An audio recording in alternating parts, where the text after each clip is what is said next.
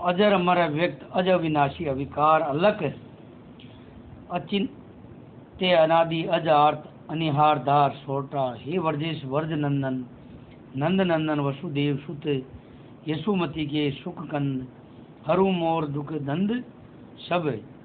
श्री गोविंद गोपाल गोपीवलम गोपीपति।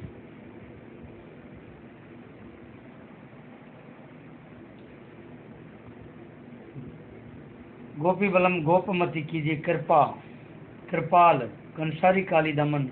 हे प्रभु सर्वाधार कन अंगुली पर धार गिरी ज्यों बरज लियो उबार। ऐसी ही मोहि उबारो जो वानर की नी एक पल। ये प्रभु सर्वधार कन अंगुली पर धार गिरो ज्यों बरज लियो उबार।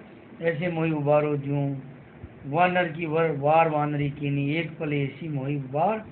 बार बार विनती करो मासु हूँ। पंचम सगन षट विशति अध्याय को बासावर्ती के बंद स्थान बन्यो जय वेदसो दोहा। कहाँ प्रथम अध्याय में प्रिय व्रत यथा अनुज्ञानी के जिमी भोग हैं। ज्ञानी शिष्ट पुनि मुँह राजा प्रिय व्रत प्रथम आत्मा ज्ञान फिर गृहस्थी है आश्रम में अनुराग हैं। उसके पीछे सब संग को छोड़कर मोक्ष के पाने की कथा सुन राजा परीक्षित विषमचित होकर ओम नमो भगवत वासुदेवाय न राजोवाच प्रियवर्तो भागवत आत्मा राम करते सुने। ग्रह स्थिरम यनुमले करबंदम प्राबरम नानोन्मत मुक्त गानात तात्नाना दीर्घ वर्ष ग्रेश्या विनिवेशाय पुषा भक्ति मुहूर्तम महता खलु वेशे उत्तम लोकपाद को छाया निर्वर्ति चित्ताना कुटुंबे सप्रामति संचोर महाब्रह्मनंदन द्वारा गार सुतादि सुभग सप्तशी यदि शीत मुकने मतिर्च्युता। राजा परीक्षित ने विस्मित होकर श्री सुखदेव जी महाराज से बोले कि हे मुनि आपका प्रियव्रत परम भागवत थे। इससे तो उनकी रति आत्मा को ही हो सकती है, उनकी रति आत्मा में हो सकती है। वह किस प्रकार से गृहस्थ आश्रम से रत हुए थे। ये आश्रम दोष रहित नहीं है क्योंकि ये कर्म से बंधा हुआ है, अपने अपने रूप के तिरस्कार का मूल है। और गृहस्थाश्रम की रति उससे उसके विषय में अभिनिवेश करने से होती है। मुक्त संगी भागवत पुरुषों का तो कभी घर में अभिनिवेश हो ही नहीं सकता। कुटुंब की लालसा करने वाली बुद्धि होने से गृहस्थाश्रम में सत्य सत्य रति होती है। कुटुंब की लालसा करने वाली बुद्धि होने से गृहस्थ आश्रम में सत्य सत्य रति होती है। परंतु जो महान पुरुष हैं उनके चित्त सदाई भगवान के चरण बिंदों की छाया में लगे रहते हैं। फिर मला ऐसे पुरुषों की कुटुंब की ओर लालसा होने वाली बुद्धि कैसे हो सकती है।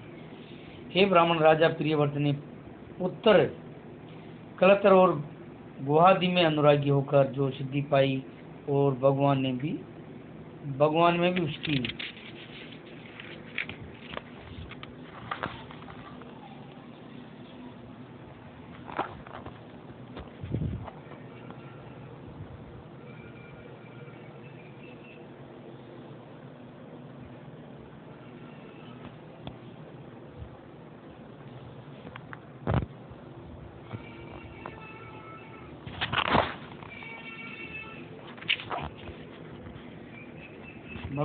उसकी अचल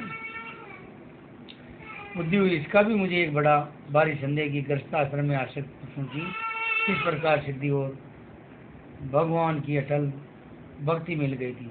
श्री सुखदेव जी महाराज बोले कि हे राजन परिषद, सत्य तो यह है कि भगवान के चरण बिंद मकरंद के रस में जिन पुरुषों का चित्त लगा हुआ है भगवान की कथा को ही अपनी परम मंगल की पदवी समझते हैं। जो कदाचित उसमें किसी प्रकार का विधन भी पड़ जाए तो भी वे इसका परित्याग नहीं करते। ये बात बहुत ही यथार्थ है। तात्पर्य है कि उन मनु जी ने अपने पुत्र प्रियव्रत को राजनीति के कई वे सब प्रधान गुणों को ग्रहण किया। इसलिए जानकर इसको पृथ्वी का पालन करने में नियुक्त करना चाहा। परंतु इन राजपुत्र ने राज्यभार को ग्रहण नहीं किया। ये राजन प्रियव्रत राज्यभार न लेने के कारण ये भी वह परम भागवत था। भगवान के चरणों का प्रेमी था और देव ऋषि नारद जी के चरणों की आराधना करने से उनको आत्मा तत्व भलीभांति ज्ञात हो गया था। इससे उन्होंने मन में विचार किया कि आत्म ध्यान रूप कार्य के द्वारा नियत ग्रहण करेंगे और उन्होंने पहले ही चित्त को ग्रहण करके भगवान वासुदेव को अपने सब इंद्रियों का क्रियाकलाप अर्पण कर दिया। हे महाराज, यद्यपि पिता की आज्ञा का उल्लंघन करना बड़ा अनुचित है, तथापि प्रियव्रत ने ये विचार किया था कि राज्याधिकार मिथ्या है और राज्य के प्रपंच से पराभव होने की संभावना है। इस कारण प्रथम वह राज्य का भार लेना नहीं चाहता था, परंतु भगवान वासुदेव आदिदेव ब्रह्मा जी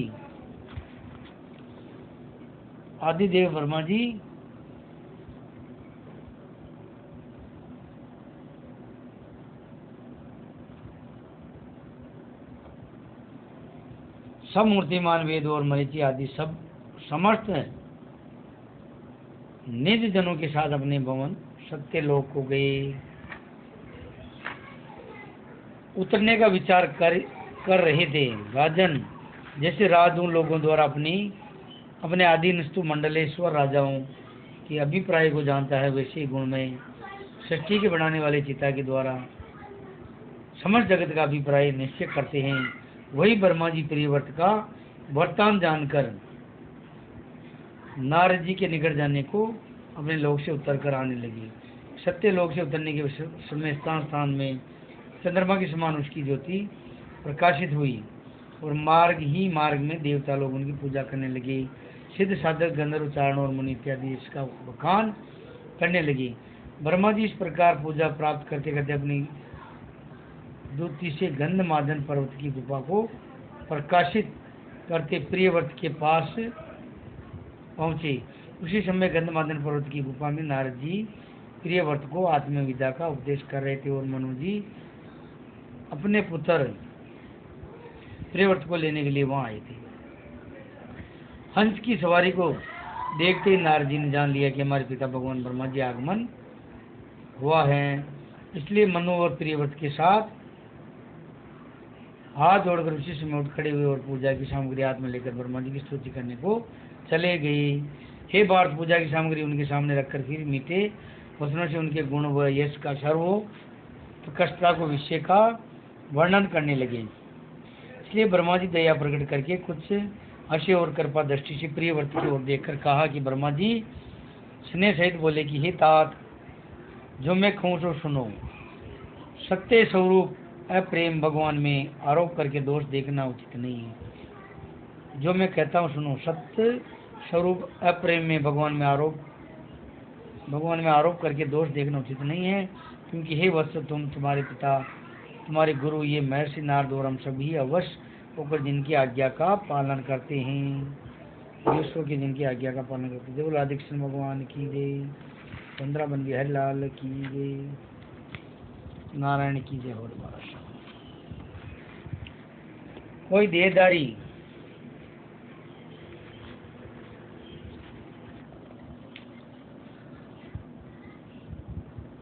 कोई देहदार तपस्या अथवा विधान योगी से अथवा समाधि से बढ़ाई हुई बल से अपने आप व दूसरे के आश्रय से वर्ण किसी प्रकार भी उस परमेश्वर की आज्ञा नष्ट करने में समर्थ नहीं है, और अर्थ धर्म और से भी उसके लिए कार्य को अन्यथा करने में कोई समर्थ नहीं है। हे प्रियव्रत, सब लोगों में उत्पत्ति, नाश, शोक, मोह, भय, सुख, दुख, इन सबके निमित्त कर्म करने को परमेश्वर का दिया हुआ ये देह सभी जीव दान करते हैं। उसके अन्यथा करने में किसी को भी कोई सामर्थ्य नहीं है। हे वत्स, कर्म करने में ये किसी को स्वाधीनता नहीं है। इस परमेश्वर की वाणी रूप रस्सी में सत्वादि गुण पूर्वक जो कर्म है, उनके निबंध से ब्राह्मण आदि सब द्वारा दृढ़ बंधकर सब उस परमेश्वर की पूजा करते हैं तथा उनको बलि देते हैं।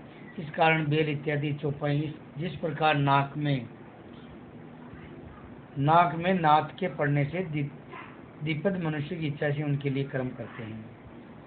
जैसे बेल के नाक में डाल दे, नाक में तो मनुष्य की इच्छा वो काम करे। वैसे हम सब भी परमेश्वर की इच्छा से उनके लिए कर्म किया करते हैं।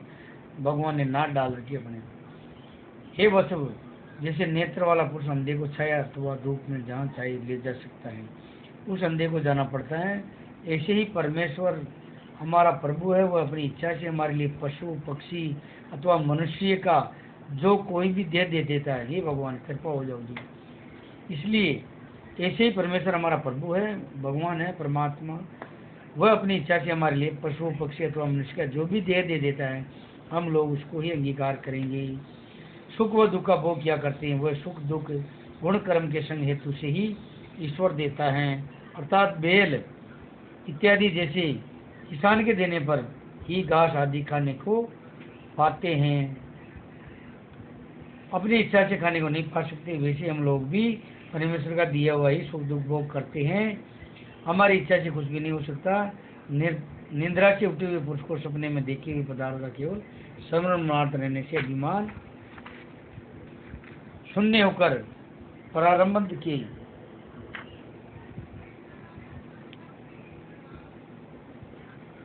कर्म योग करते हुए देह धारण करना पड़ता है,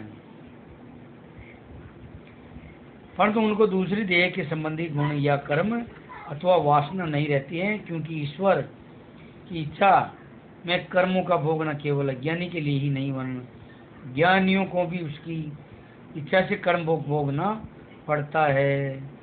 अज्ञानी के लिए ही नहीं वरन ज्ञानियों के भी उसकी इच्छा से ही कर्म भोग भोगना पड़ता, भोगनी इच्छा से भोगना पड़ता, चाहे ज्ञानी हो चाहे ज्ञानी, चाहे जीवन मुक्त भी हो जाए, परंतु जब तक प्रारब्ध कर्म रहेगा, प्रारब्ध का जो पहले पूर्व जन्म के जो कर्म रहेंगे, तब तक निज शरीर को तो अवश्य धारण करना पड़ेगा। उस स्थल में अपने मन में ऐसा मत समझ लेना, घर में रहकर इस लोक का भोग करने पर अभिमान का त्याग। उस स्थल पर अपने मन में ऐसा मत समझ लेना कि घर में रहकर इस लोक का भोग करने पर अभिमान का त्याग या वह मोक्ष की संभावना नहीं रहती है। घर में रहकर इस लोक का भोग करके अभिमान का त्याग कर सका वह मोक्ष की संभावना नहीं रहती है। अतएव घर का त्याग करना ही ठीक है। हे वसु, जो पुरुष असावधान है और उसने अपनी इंद्रियां नहीं जीती हैं, वह पुरुष यदि संघ के भय से एक वन से दूसरे वन में भागा फिरे, तो उसको वन से वे हो सकता है, क्योंकि वह पुरुष बुद्धि और 5 इंद्रियों की इच्छा दुश्मनों के साथ मिला हुआ है। जो पुरुष सावधान और उसने अपनी इंद्रियां नहीं जीत रखी, कहने का मतलब, और वह पुरुष यदि संघ के भय से भी एक वन से दूसरे वन में भागा फिर बोले, उनको वन में भी भय ही हो सकता है, क्योंकि वह पुरुष बुद्धि और 5 इंद्रियों के इच्छा दुश्मनों के साथ में रहता है। परंतु जिसने इंद्रियों को जीत लिया और आत्मा को ही जिसको रति उत्पन्न किया है, उसके लिए बुरा आश्रम क्या अनमल कर सकता है। सब प्रिय वर्त, जो पुरुष इन 6 शत्रुओं को जीतना चाहे तो प्रथम उसको घर में ही रहकर इन सबकी गति रोककर जय के लिए प्रयत्न करे। जब रिपु दुर्बल हो जाए तब पीछे घर में वह और कहीं भी घूमे, क्योंकि मनुष्य किले का आश्रय करने से ही बलवान वीरी को विजय प्राप्त करता है। किले का आश्रय हो जाओ तो राम नाम का करने से बलवान वीरी ने दुश्मन मार सका है। प्रसाद जैसी इच्छा हो दुर्ग में अथवा और कहीं निवास करे। हे वत्सव, ये ग्रह रूपी दुर्ग का आश्रय प्राकृत लोगों के लिए ही, ये ग्रह रूपी जो दुर्ग का आश्रय है प्राकृतिक लोगों के लिए ही जानना, तुम शरीकों के लिए नहीं है। तुमने भगवान वासुदेव के चरण कमलों रूपी दुर्ग का आश्रय लिया है। इससे यद्यपि तुमने अपने 6 शत्रुओं को जीत लिया, तथापि जब तक दे रहे तब तक ईश्वर के दिए हुए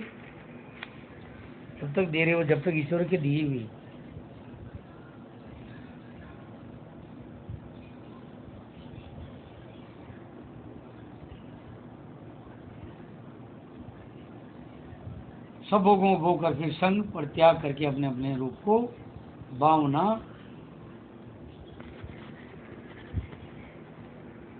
भावना करना,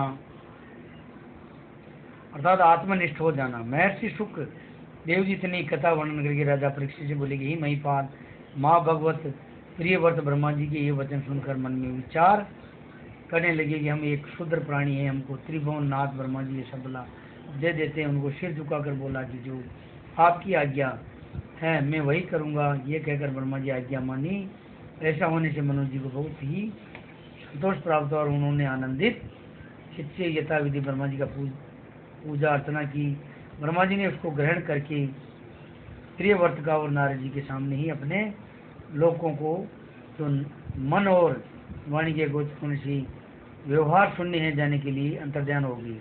ब्रह्मा जी ने मन में समझा था कि प्रियव्रत का योग भ्रष्ट होने से और नारद जी का एक शिष्य निकल जाने से ये दोनों जन जाने के समय हमें क्रोध की दृष्टि से देखते, परंतु ऐसा नहीं हुआ। जन जाने नारद जी का एक शिष्य निकल जाने से ये दोनों जन जाने के समय हमें क्रोध की दृष्टि से देखते, परंतु ऐसा नहीं हुआ। वरन प्रियव्रत व नारद जी एक तक सोचन से ब्रह्मा जी को देखते रहे। प्रियव्रत को योग से हटाकर ब्रह्मा जी का कार्य जब सिद्ध हुआ तब ब्रह्मा जी ने हृदय में निर्मित हुए प्राणी को फिर संसार में लगा दिया। विषाद हुआ। मनु जी ने अपने मन में यह अभिलाषा किया कि पुत्र के हाथ में राज्य का भार सौंपकर वन को चले जाएंगे। भगवान ब्रह्मा जी से उनका मनोरथ सिद्ध होने पर वह नारद जी की संपत्ति समस्त भूमंडल पालन और रक्षा करने के लिए अपने पुत्र को अभिषेक करके उसमें संसार की भोग वासना से वृत हो गए। प्रियव्रत ने यद्यपि जिन भगवान आदि पुरुष के प्रभाव से सब जगत बंधन कट जाते हैं, उनके दोनों चरणों का नित्य प्रति ध्यान करने सब राग आदि मलों का जला डाला था और शुद्ध चित हो गया था। तथापि पालन करने से ब्रह्मा जी का मान बढ़ाने के लिए उन्होंने पृथ्वीपति होकर पृथ्वी का पालन करना आरंभ किया। और ही महाराज यदि प्रियव्रत निवृत्ति मार्ग का पथिक था, तथापि ईश्वर की इच्छा से फिर उसको कर्म का अधिकार प्राप्त हुआ। जब कुछ समय प्रियव्रत को राज्य करते बीत गया तो उन्होंने प्रजापति विश्वकर्मा की कन्या वैष्मति के साथ विवाह किया। इस स्त्री के गर्भ से 10 पुत्र उत्पन्न हुए और ऊर्जस्वती नामक एक कन्या उत्पन्न हुई और 10 पुत्र राजा प्रियव्रत के ही समान रूप गुणशील और वीर्य और कर्म द्वारा उद्धार हुए। कन्या उन सबसे छोटी थी। हे राजन, प्रियव्रत के इन 10 पुत्रों के ये नाम ही यथा आगिंद इदम, जिन्हें यज्ञ बहु महावीर हिरण्य रेतम दर्द पष्टु सवन मेघातिथि वीत होतर और कवि अग्नि के नाम पर इन सबके नाम थे। इन 10 पुत्रों में से कवि महावीर और सवन यानी 3 पुत्र निष्ठावान ब्रह्मचारी हुए। उन्होंने बालकपन से ही आत्मा विदा परिश्रम करके परमहंस आश्रम में प्रवेश किया। वह तीनों जन महाज्ञानी और शांत स्वभाव वाले हुए, जो सब जीव समूह के निवास भूत और भयभीत जनों की रक्षा करने वाले हैं। उन सच्चिदानंद मुकुंद के चरण बिंदुओं का स्मरण करके अखंडित भक्ति योग के प्रभाव से अपने में अंतकरण भली बातें सिद्ध करने के लिए वे उन अंतकरण को सब भूतों के आत्मा भगवान की प्रतिष्ठा होने से देहादि हो गई। जय बोलो आदि कृष्ण भगवान की जय। वंदरा बन बिहारी लाल की जय। श्याम रामचंद्र भगवान की जय। पंचमुखी हनुमान तिरुपति बालाजी मेहंदीपुर बालाजी रणथम भोर गणेश जी महाराज चौथ माता बरवाड़ा की महालक्ष्मी सरस्वती माता पार्वती माता की जय। ब्रह्मा विष्णु महेश की जय। खाटू श्याम सिंह श्याम कोटड़ी श्याम की जय हो।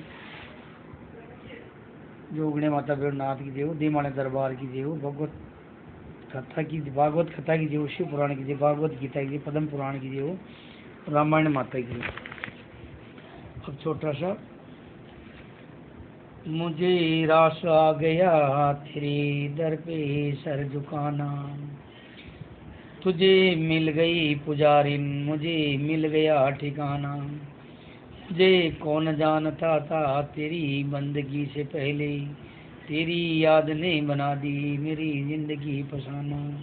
मुझे रास आ गया तेरे दर पे सर झुकाना, मुझे इसका गम नहीं कि बदल गया जमाना। मेरी जिंदगी के मालिक कहीं तुम बदल न जाना। मुझे रास आ गया तेरे दर पे सर झुकाना, तेरी सांवरी सूरत मेरे मन में बस गई। ऐसी तेरी सलोनी वो ना सताना। मुझे रास आ गया तेरे दर पे सर झुकाना। मेरी आरज़ू यही कि दम निकले तेरे दर पे, अभी सांस चल रही कहीं प्रभु तुम चले न जाना। मुझे रास आ गया तेरे दर पे सर झुकाना। केवल वृंदावन बिहारी लाल की जय, राधिक सिंह भगवान की जय, श्याम रामचंद्र भगवान की जय, सचिदानंद भगवान की जय, पूर्ण ब्रह्म वासुदेव भगवान की जय हो। अपने अपने माता पिता गुरुदेव की जय, बस्ती नगर की जय।